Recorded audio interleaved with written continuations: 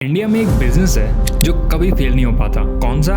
बाबाओं का बिजनेस। भारत में लोगों को कभी धर्म के नाम पे, कभी जाति के नाम पे और कई चीजों के लिए ब्रेन वॉश करना काफी आसान है। बिलीव नहीं होता?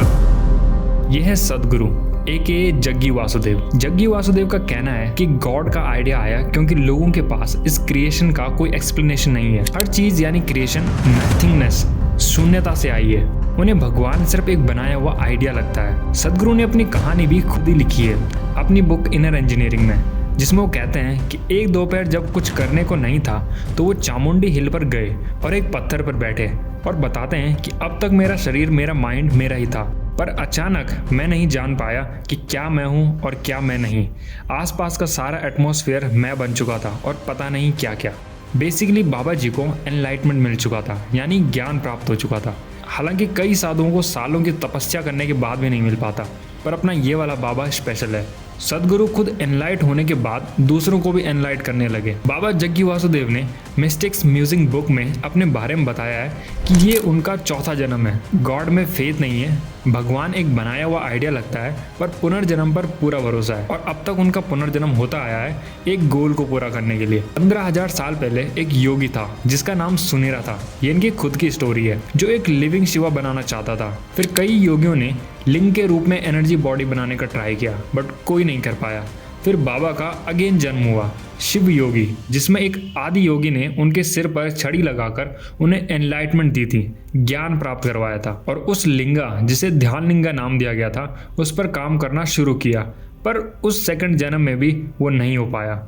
थर्ड जन्म में भी ये काम पूरा नहीं हो पाया, जिसमें वो सिर्फ ब्रह्मा थे। बट फिर फोर्थ जन्म में प्रकट हुए सदगुरु एके जग्गी वासुदेव, जिनका कहना था कि दो लोगों की हेल्प से वो ध्यान लिंगा बनाएंगे, एक उनकी वाइफ और दूसरी उनकी शिष्या। इन तीनों की एनर्जी से ध्यान लिंगा के 7 चक्र एक्टिवेट हो सकते हैं। बट ऑलमोस्ट ध्यान लिंगा के बनने से एक वीक पहले ही सदगुरु की वाइफ विज्जी की डेथ हो गई। और बाबा के अकॉर्डिंग विज्जी ने 9 महीने पहले बताया था कि वो समाधि ले लेगी। फिर पूरा ध्यान लिंगा अपने शिष्य के साथ पूरा किया। स्टोरी आपको भले ही मूवी जैसी लगे, पर कई लोग इस पर भरोसा करते हैं। विज्जी के फादर का कहना था कि उन्होंने अपने पहुंचने से पहले अंतिम संस्कार के लिए मना किया था, बट सदगुरु ने बॉडी सुबह सुबह जलाकर अंतिम संस्कार कर दिया था। जबकि विज्जी के फादर ने यह भी कहा कि उनके यहाँ बॉडी को दफनाया जाता है और जलाने का कोई रिवाज नहीं है, और वैसे भी समाधि लेने वाले लोगों को भी दफनाया ही जाता है, तो जलाया क्यों? और जब ये ध्यान लिंगा का काम इतना जरूरी था कि पिछले 15,000 सालों से अटका पड़ा था, तो बस एक हफ्ते पहले समाधि लेने की क्या जरूरत पड़ी?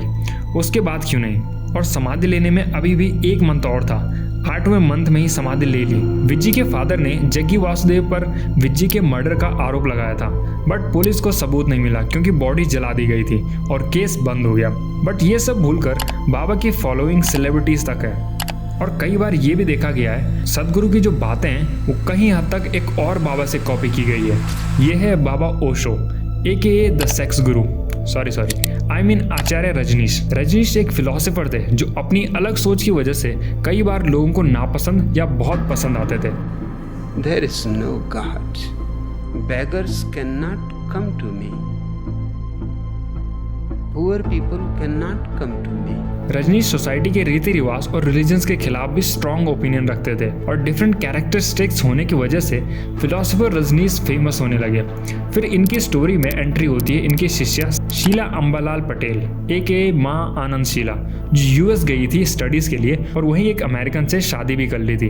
बट जब वो सिर्फ 16 साल की थी तब वो रजनीश से मिली थी और प्रभावित भी हुई, जिसकी वजह से वो यूएस से अपने हस्बैंड के साथ वापस इंडिया आई और बाबा के आश्रम को संभालने लगी, जो पुणे में था। आश्रम में थेरेपी के नाम पर फ्री सेक्स जैसी एक्टिविटीज करवाई जाने लगी, और इन एक्टिविटीज में खुद बाबा रजनीश भी इन्वॉल्व थे। Let sex be a playfulness, a fun.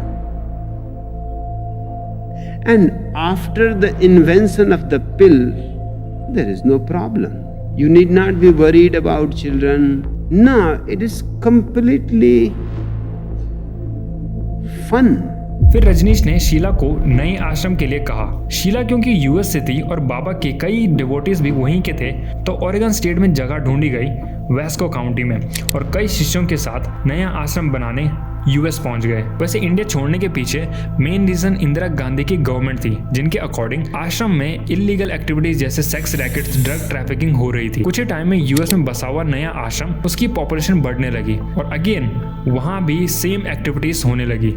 Therapy के नाम पर फ्री वायलेंट सेक्स और ड्रग्स। जब कई नेबरहुड कम्युनिटीज कंप्लेंट करने लगी क्योंकि वो लैंड भी एक्चुअल में एग्रीकल्चर था, बट बड़ा आश्रम बनता जा रहा था। इन्वेस्टिगेशन से प्रोटेक्शन के लिए शीला ने 1984 में वेस्को काउंटी इलेक्शन में पार्ट लेने का सोचा और बाहर से वोटर लाए, बट जिन्हें वो लाए वो मोस्टली अनस्टेबल थे और मेंटली इल भिखारी थे। और यही नहीं, शीला ने अपने कुछ डिवोटीज के साथ 1985 में यूएस के फेडरल प्रोसिक्यूटर चार्ल्स टर्नर को भी मारने का प्लान बनाया था, जो फेल हो गया क्योंकि वो लॉयर यहाँ हो रहे ड्रग्स ट्रैफिकिंग और सेक्स रैकेट्स के बारे में जानता था, जिसके लिए शीला को बाद में स्विस कोर्ट ने सजा भी दी थी। कुछ समय बाद ही जब शीला ने आश्रम छोड़ा तो रजनीश ने शीला पर इल्जाम लगाए बायो टेरर अटैक्स और मर्डर प्लानिंग के लिए।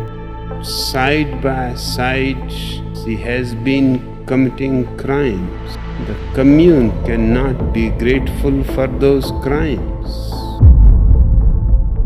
इसके तुरंत बाद ही बाबा को भी अरेस्ट कर लिया गया और शीला को भी, क्योंकि उन्हीं के आश्रम से वेपन्स भी मिले थे। तो डेफिनेटली रजनीश भी इनमें इन्वॉल्व थे। 1989 में नए नाम ओशो के साथ बाबा आश्रम वापस पुणे आ गए और भले ही ये क्राइम सबको पता है, बट स्टिल बाबा के भक्त अभी भी भक्ति में लगे हुए हैं।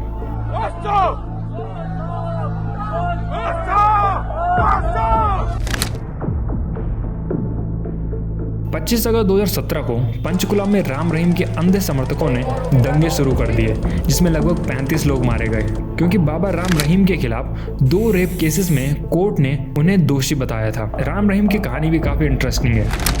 राम रहीम 23 सितंबर 1990 को डेरा सच्चा सौदा का लीडर बना था। जो इससे पहले लीडर थे शाह सतनाम सिंह, उन्होंने नए लीडर्स के लिए 3 लोगों को चुना था और वोट्स के बेसिस पर उनमें से एक को चुना जाना था, बट अनएक्सपेक्टेडली राम रहीम को चुना गया जब वो सिर्फ 23 साल का था। कुछ रूमर्स के अकॉर्डिंग राम रहीम के दोस्त गुरमीत सिंह ने सतनाम सिंह को बंदूक की नोक पर रखकर राम रहीम को डेरा सच्चा सौदा का लीडर बनवाया था, वरना वैसे भी एक सिर्फ 23 साल के लड़के को इतना बड़ा पद कोई कैसे दे सकता है। ये डेरा सच्चा सौदा जहाँ गुरमीत सिंह रहता था वो सिरसा सिटी में है। 30 मई 2002 को डेरा के एक ड्राइवर की एक पुलिस के साथ बहस हो जाती है, जिसकी वजह से पुलिस को तलाशी में एक साध्वी का लेटर मिलता है जो उसने अटल बिहारी वाजपेयी को लिखा था, जिसमें गुरमीत राम रहीम के ऊपर सेक्सुअल असॉल्ट के इल्जाम लगाए गए थे। किसी को नहीं पता था कि लेटर किसने लिखा, बट जैसे ही इस लेटर की कॉपी वहीं के जर्नलिस्ट चंद्र छत्रपति को मिली, उसने पूरा लेटर लोकल अखबार में छाप दिया और ये वायरल होने लगा। राम रहीम के मैनेजर ने छत्रपति को समझौता करने के लिए भी कहा, बट छत्रपति ने ऐसा नहीं किया, जिसके बाद से उस जर्नलिस्ट ने पुलिस से मदद भी मांगी, बट पुलिस भी बिक चुकी थी। कुछ दिन बाद ही गुरमीत राम रहीम ने अपने 2 लोगों कुलदीप सिंह और निर्मल सिंह की मदद से जर्नलिस्ट छत्रपति को गोली मरवा दी, जिसमें वो हॉस्पिटल एडमिट हुए, बट इवेंचुअली मारे ही गए। उस लेटर में उस लड़की ने बताया कैसे जो वो उस बाबा को जानती आई थी, उसे भगवान मानती आई थी, वो असल में कई साध्वियों का शोषण करता था और कोई आवाज ना उठाए इसके लिए उन्हें धमकाया जाता था। और इसी लेटर में एक कुरुक्षेत्र की लड़की का भी जिक्र था, जिसका भाई रंजीत सिंह डेरा में काम करता था, बट जब बहन ने भाई को सब कुछ बताया, उसने जॉब छोड़ दी और वहां से बहन को लेकर घर चला गया। बाबा और उसके गुंडों को रंजीत सिंह पर शक हुआ, तो उन्होंने छत्रपति से पहले जब ये लेटर आश्रम में था तो रंजीत सिंह को भी मार डाला था।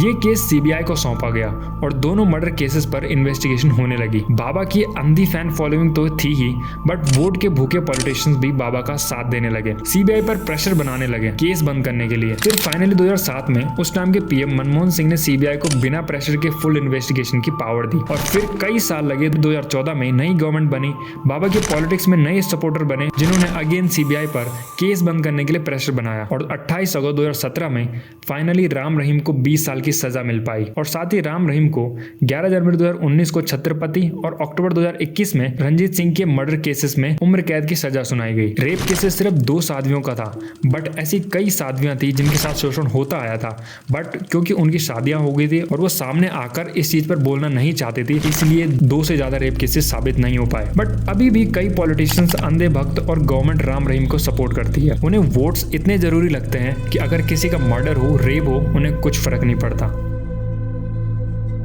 कई बाबा अनोखी शक्तियों का दावा भी करते हैं, चमत्कारी रेपुटेशन बनाकर लोगों को भरोसा दिलाते हैं कि वो अलग हैं और कभी कभी लोग उन्हें भगवान भी मानने लग जाते हैं। बाबा बागेश्वर धाम AKA धीरेन्द्र शास्त्री उन्हीं में से एक है जिसे इस चमत्कारी शक्ति को पाने में दशक नहीं बल्कि कुछ ही साल लगे। इतनी कम उम्र में ही बाबा को भी सारी शक्तियां मिल गई। बाबा का दावा है कि वो रैंडम लोगों की प्रॉब्लम्स बिना उनके बताए समझ जाता है और सॉल्व भी कर लेता है। बट इस वीडियो को देखना जहाँ सेम आदमी एक बार नहीं बल्कि 2 बार लकी निकला जो बाबा से मिल पाया। सिंपल सी बात है, सब कुछ प्री प्लान रहता है। ये पर्चा धीरेन्द्र कृष्ण शास्त्री ने मुझे बना करके दिया। इस पर्चे में एक भी जानकारी ऐसी एक्सक्लूसिव नहीं है जो धीरेन्द्र कृष्ण शास्त्री की टीम को मैंने या मेरी टीम ने एक दिन पहले नहीं बताई थी।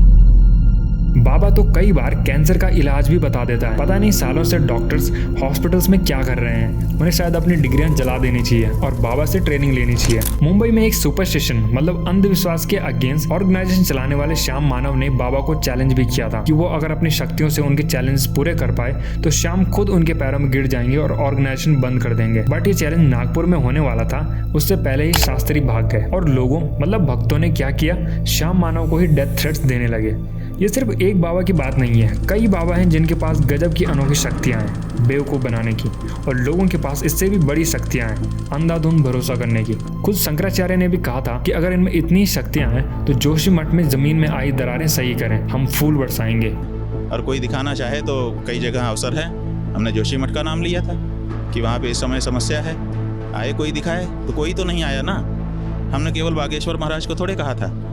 जो मौलवी, जो पादरी, जो महात्मा, जो सन्यासी, जो तांत्रिक, जो मांत्रिक, जो भी चमत्कार का दावा कर रहे हैं, जब शंकराचार्य जैसे लोग जो उस प्रकार का ज्ञान रखते हैं उन्होंने कभी ऐसे शक्ति प्रदर्शन वाले ढोंग नहीं किए, तो ये 25-30 साल के बाबा क्या ही हैं। प्रॉब्लम सिर्फ कम पढ़ी लिखी पॉपुलेशन नहीं है बल्कि अंधाधुंध बाबाओं पर विश्वास करना, उन्हें भगवान बनाकर सर पे बिठाना भी है।